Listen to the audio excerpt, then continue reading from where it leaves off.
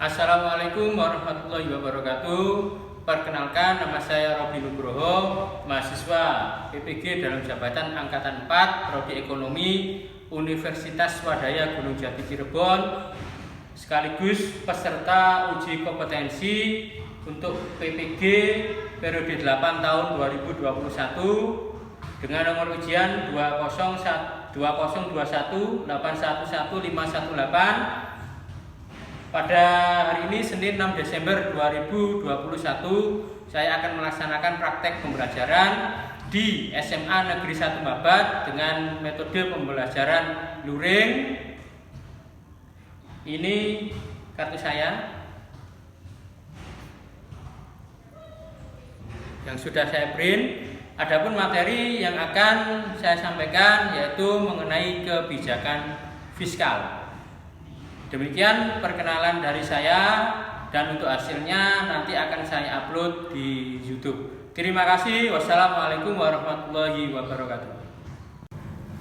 Assalamualaikum warahmatullahi wabarakatuh.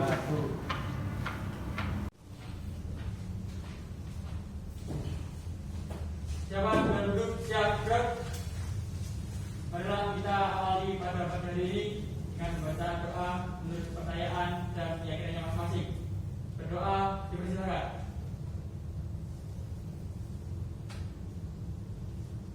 Berdoa selesai. Berdiri. Marilah kita menyanyikan lagu bangsa Indonesia Raya.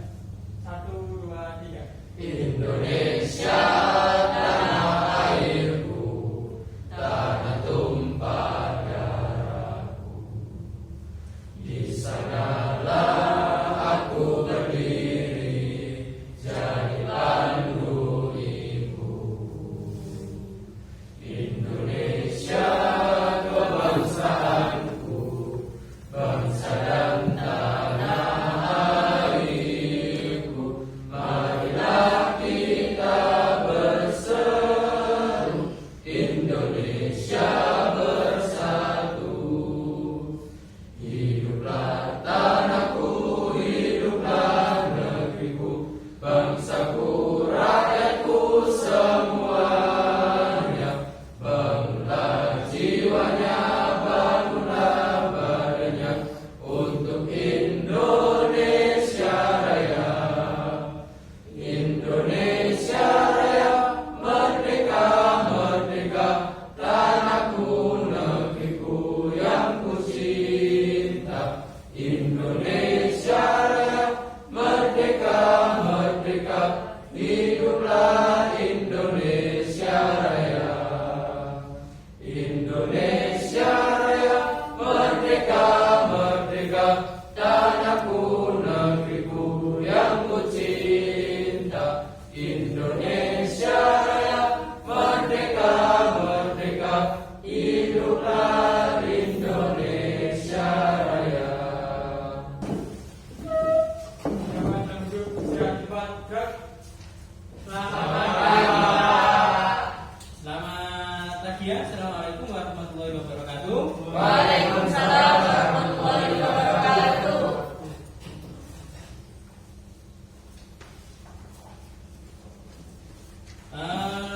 Terima kasih untuk hari ini. Kalian sehat semua ya? Sehat semua ya? Alhamdulillah. Amin. Semoga kita terus diberikan kesehatan oleh Allah Subhanahu wa taala meskipun masih dalam kondisi pandemi seperti ini. Kita tetap semangat untuk melakukan pembelajaran tatap muka meskipun terbatas. Kalau biasanya dalam satu kelas ada 36 anak, 36 siswa, tapi ini hanya separuhnya, ada sekitar 16 ya, 16 anak di sini. Masuk semua hari ini? 16. Alhamdulillah, tidak ada yang sakit ya, nanti ya, sehat ya tadi ya. Ahmad Yosu hadir? Tidak. Debbie Amalia? Hadir semua ya. Haikal? Ada ya. Firda? Baik, 16 masuk semua. Terima kasih, semoga kita terus semangat ya untuk belajar pada kesempatan kali ini. Berikutnya, anak sekalian, tadi kita sudah menyanyikan lagu Indonesia Raya. Semoga dengan menyanyikan lagu Indonesia Raya menambah rasa semangat nasionalisme kita, sehingga semangat kita untuk meneruskan perjuangan dalam mempertahankan kemerdekaan terus membara di dalam kita.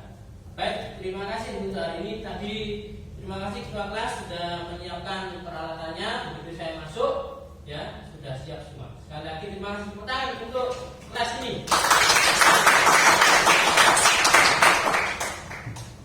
Baik anak-anak, untuk kesempatan pada hari ini kita melanjutkan pertemuan yang lalu, di mana di pertemuan yang lalu kita sudah membahas tentang kebijakan moneter. Ya, ada yang masih ingat kebijakan moneter? Siapa yang mengambil keputusan terkait kebijakan moneter? Siapa yang bisa? Oke. Bank Sentral. Siapa? Bank Sentral. Bank Sentral, betul sekali. Masih ingat kalian berarti ya? Cukup bagus pengingatan kalian. Jadi kebijakan moneter yang mengambil keputusannya adalah Bank Sentral. Yang dalam hal ini di Indonesia adalah Bank Indonesia. Betul sekali. Kebijakan moneter kemarin yang sudah kita bahas adalah salah satu tujuannya adalah untuk apa? Mengendalikan inflasi. Sehingga kalau terjadi inflasi yang terlalu tinggi, dampaknya juga buruk terhadap perekonomian. Kalau inflasi terlalu rendah seperti saat ini, ya kan, dampaknya juga buruk. Sehingga kebijakan moneter tujuan kemarin adalah untuk menstabilkan inflasi. Nah, kebijakan moneter itu tidak bisa berdiri sendiri untuk menjalankan kebijakan-kebijakan terkait perekonomian. Berarti harus ada penyeimbangnya. Apa penyeimbangnya? Yaitu kebijakan fiskal. Kebijakan fiskal. Itulah materi yang akan kita bahas pada kesempatan kali ini. Kebijakan fiskal. Di mana kompetensi dasarnya adalah untuk menganalisis inflasi, kebijakan moneter dan kebijakan fiskal. Dengan keterampilannya adalah menyajikan hasil analisis inflasi, kebijakan moneter dan kebijakan fiskal. Sementara untuk indikator pencapaiannya adalah yang pertama, memberi definisi kebijakan fiskal, menjelaskan tujuan kebijakan fiskal, mengklasifikasikan jenis kebijakan fiskal, menganalisis instrumen kebijakan fiskal, dan keterampilannya adalah menyajikan hasil analisis kebijakan fiskal. Di mana tujuan pembelajarannya adalah peserta didik dapat memberi definisi kebijakan fiskal, menjelaskan tujuan kebijakan fiskal, menentukan jenis kebijakan fiskal, dan menganalisis instrumen kebijakan fiskal melalui pendekatan saintifik, IPACK teknologi dengan gotong royong dan kerja keras menggunakan model pembelajaran problem based learning secara tepat. Jadi harapannya itu setelah kalian mempelajari materi kebijakan fiskal. Oke, ada yang tidak tahu siapa sosok ini? Tahu semua ya? Nah, siapa ini?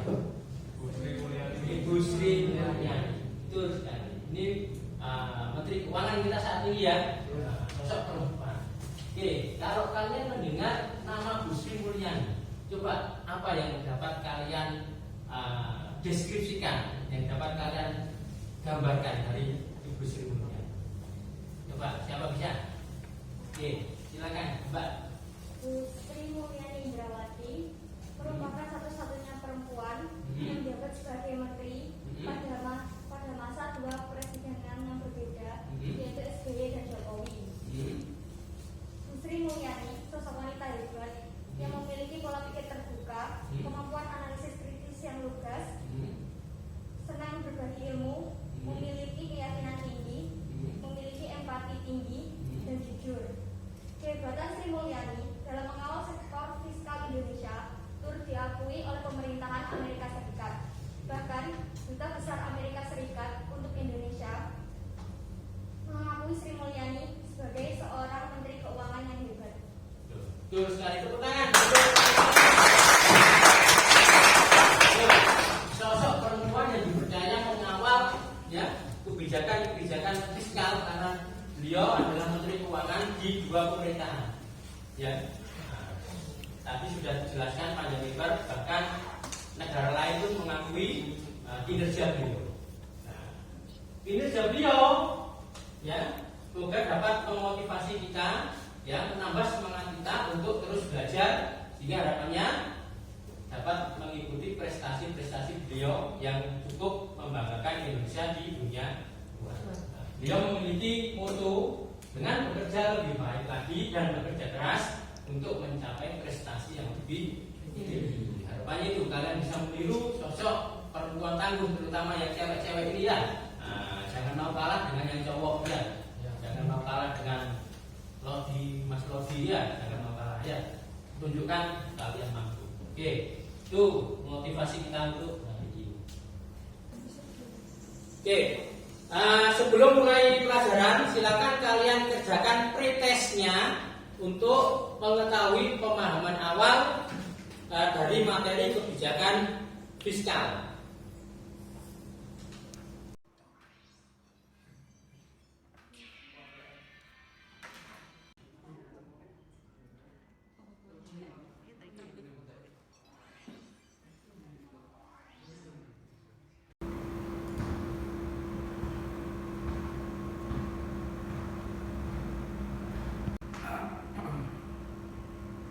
Kebijakan fiskal, kita masuk ke materi kebijakan fiskal.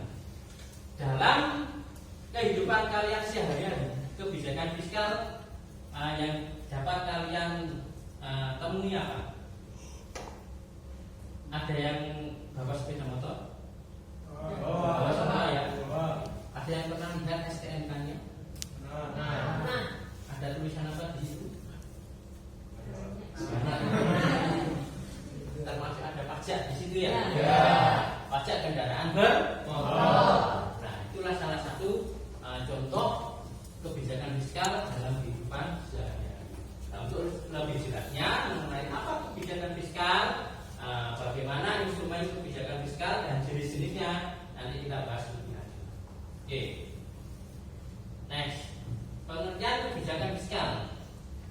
Coba silakan dengan bahasa kalian sendiri. Ini sudah ada pengertian kebijakan fiskal menurut Yuswar Yainul Basri dan Mulyadi dalam jurnal BEMI yang diterbitkan tahun 2020.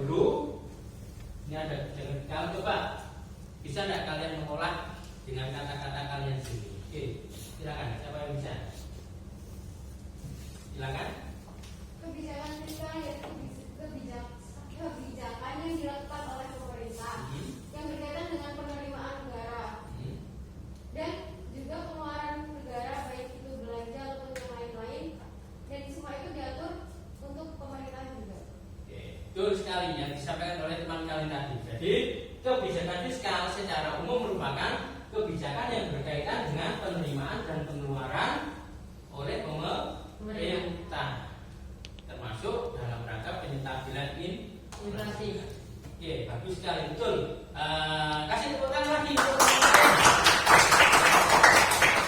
Oke, berarti kalian sudah mampu menjelaskan tentang pengertian kebijakan fiskal. Nah, terus bagaimana dampak kebijakan fiskal? Nanti ya kita bahas lebih lanjut. Oke, coba sekarang kalian amati gambar ini sebentar. Kira-kira dari gambar ini kalian menangkap hal yang bagaimana? Coba amati sebentar, 1 menit. Ada. Coba silakan. Ya cukup, silakan. Siapa yang bisa? Silakan. Oke, Mas Dwi, silakan. Menurut pengamatan saya, setelah saya lihat selama 1 menit tersebut, saya melihat bahwasanya ada ketimpangan sosial di gambar ini. Kita lihat saja di sana, di jauh sana ada sebuah gedung dan di dekatnya ada pemukiman kumuh. Ini ya? Iya, itu. Oke. Itu menurut saya itu ada ketimpangan sosial yang dipengaruhi oleh faktor ekonomi. Karenanya ini sering terjadi di kota-kota besar seperti Jakarta, Surabaya dan lain-lain. Ini yang menyebabkan seperti ketimpangan sosial bagi saya. Kalau bahasa saya itu ketimpangan sosial. Sehingga bisa mungkin menyebabkan permasalahan-permasalahan Permasalahan yang lain. Oke, betul sekali untuk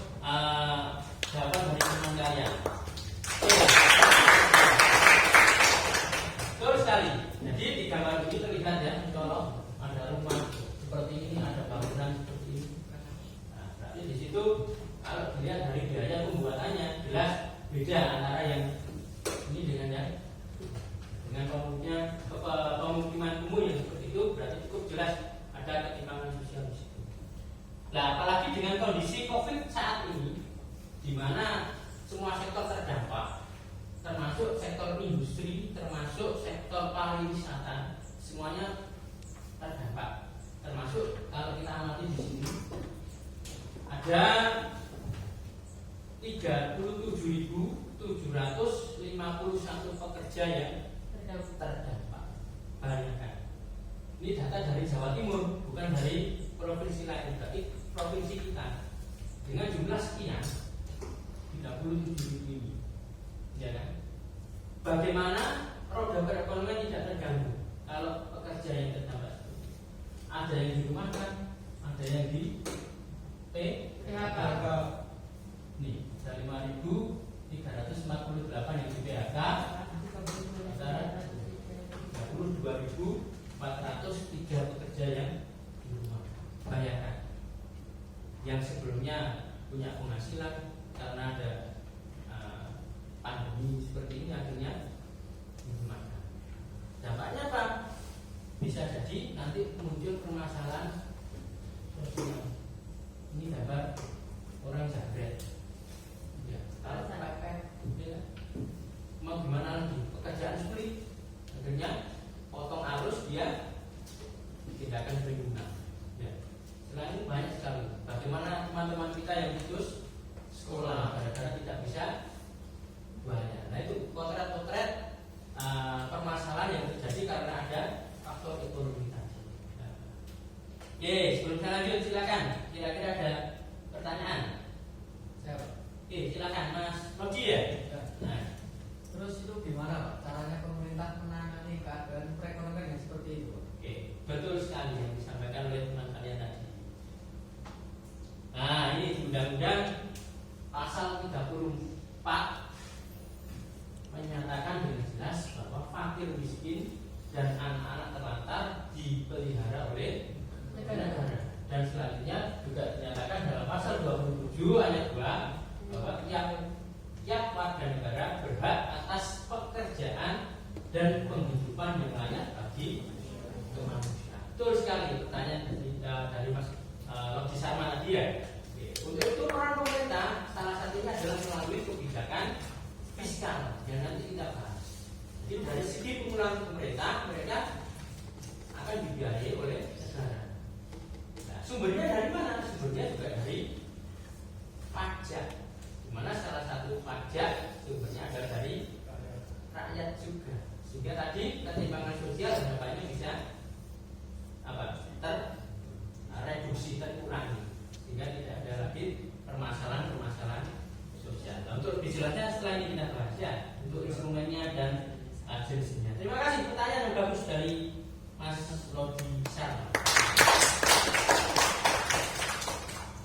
Nah, untuk itu tadi menyambung pertanyaan Mas Lodi, berarti tujuan kebijakan fiskal yang pertama adalah untuk mencegah pengangguran dan meningkatkan kesempatan kerja.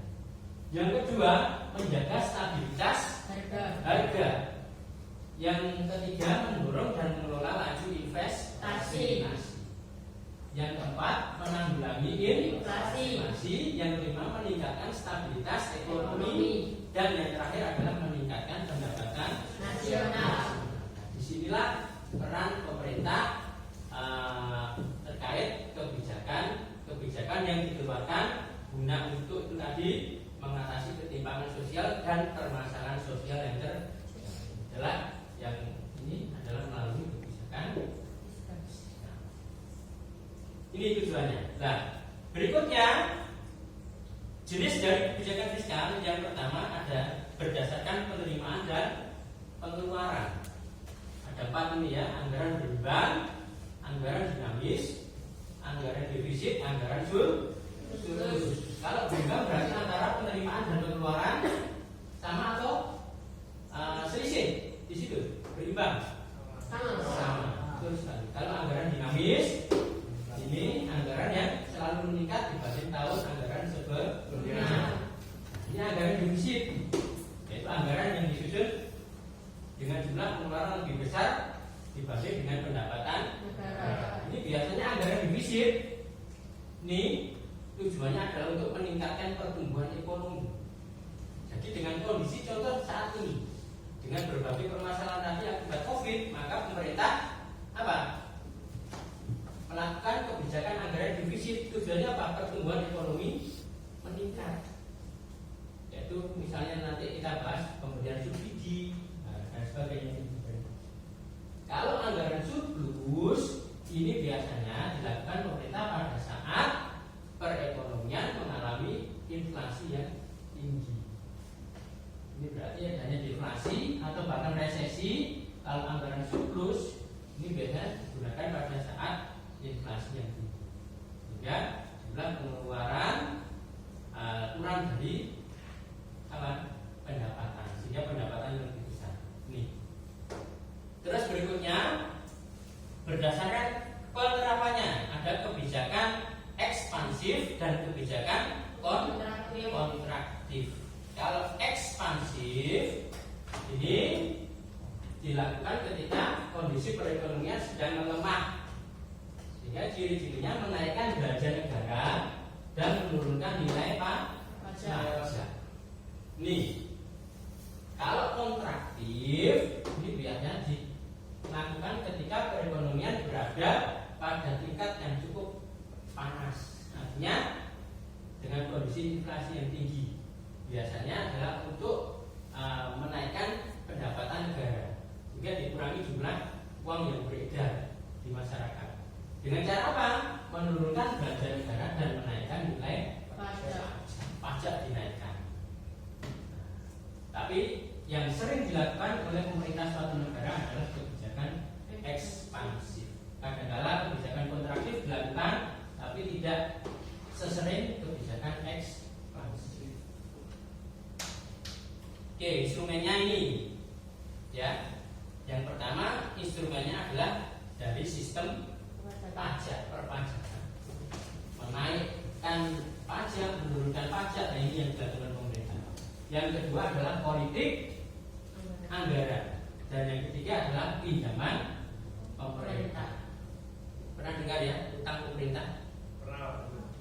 Berapa? Besar sekali ya. Nanti coba berapa? 6.700 ya. Coba nanti lebih jelasnya dicari ya.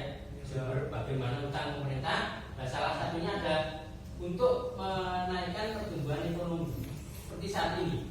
Ya, kondisinya terpuruk, ya. Bagaimana roda perekonomian terus berputar, sementara kondisi anggaran defisit, sehingga salah satu jalannya adalah melakukan pinjaman pemerintah.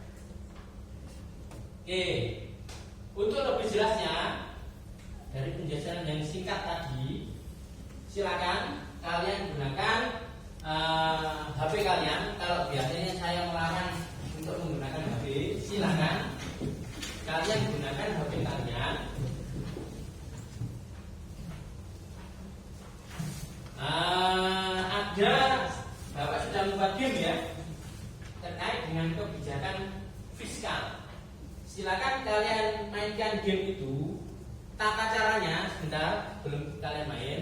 Di situ ada permainan semacam Pac-Man ya, tahu ya Pac-Man? Tahu. Kalau ada lawan hindari ya. Sama itu juga seperti itu, tinggal arahkan kursornya. Ya. Tapi di bawah permainan itu ada soal yang menyertainya. Silakan kalian kerjakan soal itu dengan menjalankan istilahnya icon yang ada di situ. Ya. Nah, silakan kalian masuk ke dalam kotak jawaban yang menurut kalian benar.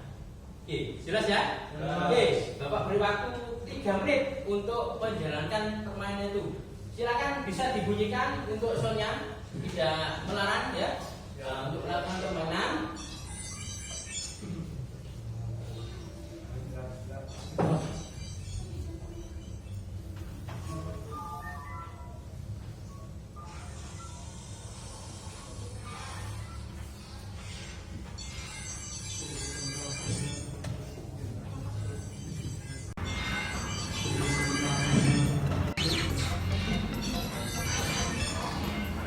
Kalau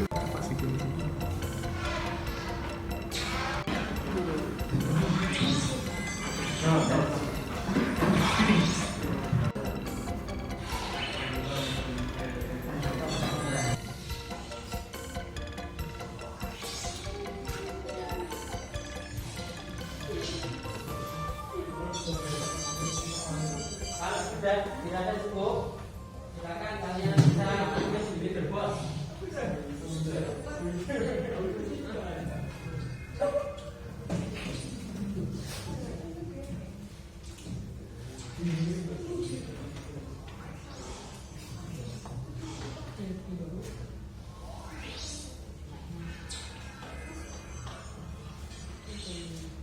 Saya lihat hasilnya.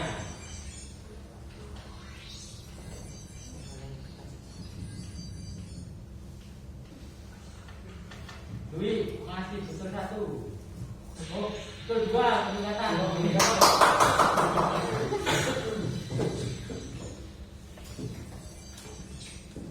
Oh, di sana betul 3. Oh, Rosid 4. Oh, Freddy 5 tadi. Nah, bagus.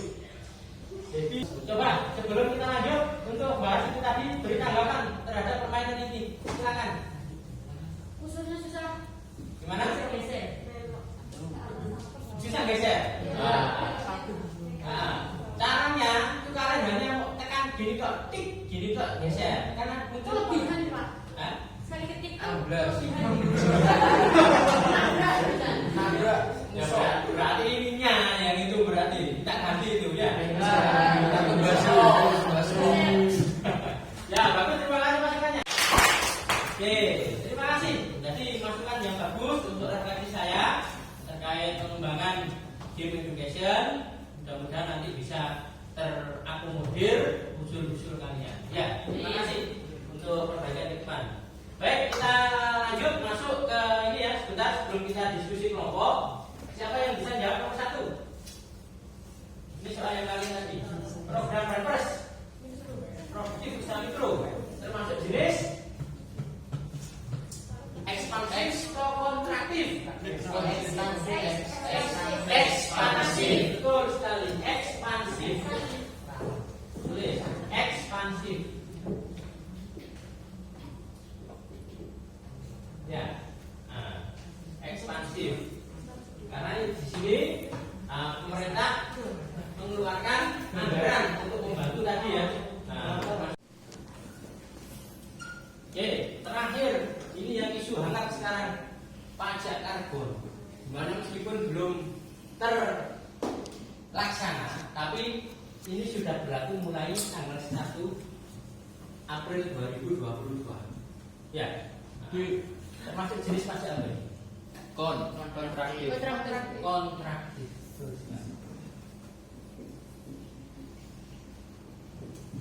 Ada yang pernah dengar pajak karbon? Belum. Pak. Silakan nanti kalian cari informasi tentang pajak karbon. Ini tujuannya adalah untuk mengurangi apa? Emisi gas karbon. Ya. Sehingga gas karbon dapat menyebabkan efek rumah kaca. Ini sudah terlaksana di negara-negara maju. Artinya ini pajak dari industri yang menggunakan karbon, nah ini dikenai pajak. Nah, untuk instrumennya bagaimana? Ini nanti kita nantikan bersama. Apakah dikenakan terhadap konsumen kayak PPN itu? Kalau kalian belanja ke Indomaret, harganya kan lebih mahal 10% itu ya, PPN itu ya. Apakah sama seperti itu atau bagaimana? Nah, ini dampak dari berlakunya pajak karbon. Lupa nanti kalian cari informasi ya dari berbagai sumber nanti. Ya, ini yang cukup menjadi bahasan sekarang G20. Indonesia menjadi tuan rumah ya. Nah, ini salah satunya adalah mengenai pajak karbon. Oke, terima kasih. 5 soal sudah terjawab oleh kalian. Berikutnya saya ingin bentuk kelompok. Kalian sudah bentuk ya, seperti kelompok yang lalu ya. Silakan di LKPD yang sudah saya buat, ya, yang sudah saya susun itu ada gambar-gambar seperti itu. silakan kalian diskusikan dengan kelompok, bisa mencari informasi dari berbagai sumber, bisa dari internet maupun buku pelajaran. Itu masih tersebar luas Masih gitu, Pak. tersebar. Oke, sekarang coba untuk perbandingan, ya, itu ya. Silakan kalian cari di sumber. Ada berapa oknum yang sudah tertangkap? Ya kemarin kayak OTT. contohnya di Medan gitu kan Pak, kayak yang alat swab itu digunakan berulang kali, Nah, gitu. betul. Kan seharusnya kan sekali pakai buang gitu kan. Nah, terus bagaimana perannya? Ya kayak pertanyaan tuh apa ada tindakan dari pemerintah yang untuk menghentikan kegiatan mereka gitu? yang jelas ada lah ya. Ada kan kalau kita amati berita jelas ada yang kena OTT, operasi tangkap tangan, ada yang kena langsung tindakan pidana. Ya paling enggak, ya itu tadi loh, kembali lagi ke kita. Contoh yang negatif, makanya saya tadi minta bandingan antara negatif dengan positif, sehingga kalian bisa apa istilahnya menganalisa kira-kira lebih banyak negatifnya atau positifnya dari kebijakan itu. Kalau tadi di Medan itu kan berarti oknum, bukan mencerminkan keseluruhan. Iya kan? Iya. Jelas ya? Jelas. Makasih Pak. Sama-sama. Iki ku pajak. Jadi ikut dia SUB SIDI. Atau ada yang masih bingung? Ini kan dampak itu kan ada dampak negatif sama positif. Dua-duanya atau salah satu? Betul, dua-duanya. Dua-duanya. Dua-duanya. Terima kasih. Sama-sama. Oke, sudah selesai ya. Waktu sudah menunjukkan 12 menit kalian mengerjakan. Untuk diskusi kelompok, silakan saya beri kesempatan untuk menyampaikan hasil diskusinya di hadapan teman-temannya. Dari kelompok mana dulu ini? Silakan. Bantuan subsidi upah bagi pekerja atau buruh. Dampak positifnya adalah pemberian BSU dapat diharapkan mampu meningkatkan daya beli dan menjaga tingkat kesejahteraan pekerja atau buruh. Adanya bantuan upah juga diharapkan mampu membantu meningkatkan beban pengusaha untuk dapat mempertahankan usahanya di masa pandemi COVID. Dampak negatifnya adalah penyalahgunaan oleh oknum yang nakal. Oke, betul sekali. Jadi BSU tadi ya harapannya untuk meningkatkan pendapatan dari pekerja ya, sehingga mereka bisa terus mengkonsumsi produk yang dihasilkan, terutama produk dalam negeri tadi, sehingga harapannya perekonomian terus berputar. Ya, oke, bagus sekali. Nomor 2 mengenai BSU. Dari kelompok kami, dampak dari intensi pajak adalah yang pertama, penghasilan yang diterima karyawan lebih besar karena tidak ada pemotongan. Lalu yang kedua, meningkatkan kondisi masyarakat di masa pandemi COVID-19 ini, Pak. Oke, insentif pajak berarti subsidi pajak. Oke, bagus kan? Jadi saya beri penguatan bentar ya untuk pajak. Yang pertama, naikkan pajak impor, betul sekali. Karena dengan naiknya pajak maka harga barang yang masuk ke kita ke Indonesia lebih tinggi. Harapannya masyarakat Indonesia akan memilih produk dalam negeri sebagai produk substitusi atau komplementer. Substitusi pengganti. Berarti barang substitusi, barang pengganti. Ya, ngapain kita beli barang luar negeri kalau kita bisa bikin sendiri? Berani segini ya, harapan itu ya, dia perekonomian meningkat. Terus berikutnya, saya beri penguatan untuk BSU tadi. Dengan adanya upah, bantuan upah, harapannya pekerja akan sanggup membeli produk yang dihasilkan, ya kan? Sehingga daya belinya bagus. Produk yang dibuat industri, khususnya di Indonesia terserap, ya, sehingga tidak ada lagi PHK karena produknya masih laku terjual. Oke, itu tadi. Terus yang nomor 6 insentif pajak, betul sekali, pengurangan pajak dengan memberikan subsidi pajak.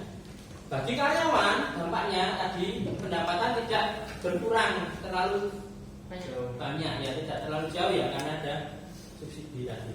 Terus bagi industri insentif pajak cukup berarti. Karena apa? Karena dengan adanya pengurangan pajak, beban biaya yang mereka keluarkan terpangkas atau tidak? Terpangkas.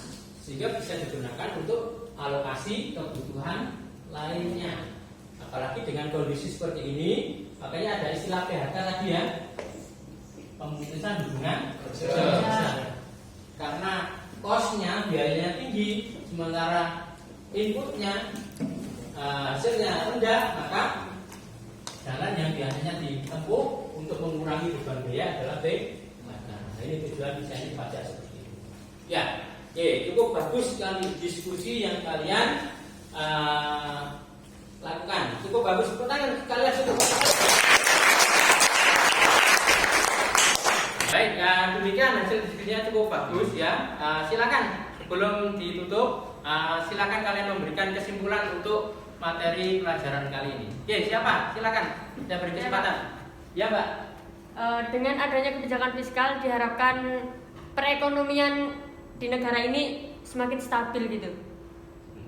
Betul sekali. Jadi itu ya, melalui instrumen-instrumen yang dikeluarkan oleh pemerintah, harapannya perekonomian stabil. Kalau tinggi berarti inflasinya berarti bisa ditekan. Kalau turun berarti inflasi bisa dinaikkan, daya beli terjangkau, tidak ada PHK, tidak ada perumahan karyawan lagi, sehingga permasalahan-permasalahan sosial bisa teratasi. Cukup bagus. Oke, sebelum saya tutup, silakan kalian kerjakan post test sebentar yang sudah Bapak kirim di link grup. Bapak beri waktu 5 menit untuk mengerjakan. Berikut ini jadi contoh kebijakan fiskal. Ya, ya. Yang putusin. Baik, ini hasil post test kalian. Ada yang sudah mencapai 100, KKM kita 70 ya. Nah, ada yang 75, tuntas. Ferdi 75, Priska 100, Sheila 100, Khairul Nasib 100, Lodi Sarma 25. Nah, ini revisi berarti nanti ya. Ya, kesulitan yang bagaimana nanti coba di Cahyo dan Ahmad Yoso. Berarti ada 2 siswa ya yang belum tuntas, nanti akan diberikan remedi, dan yang sudah tuntas nanti akan diberikan pertanyaan. Oke, terima kasih. Itu pertemuan kita pada pagi hari ini. Tetap jaga protokol kesehatan. Sebelum saya akhiri, silakan ketua kelas dipimpin doa terlebih dahulu. Siapa Anda duduk siap gerak?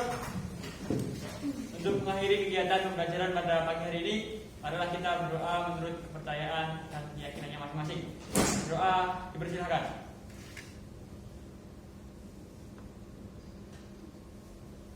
Berdoa selesai. Terima kasih Pak. Oke, terima kasih ya. Kita ketemu lagi minggu depan. Jangan lupa latihan-latihan soal dikerjakan di rumah terkait kebijakan fiskal. Ya, oke, terima kasih. Demikian pembelajaran kita pada kali ini. Saya akhiri. Wassalamualaikum warahmatullahi wabarakatuh. Waalaikumsalam warahmatullahi wabarakatuh.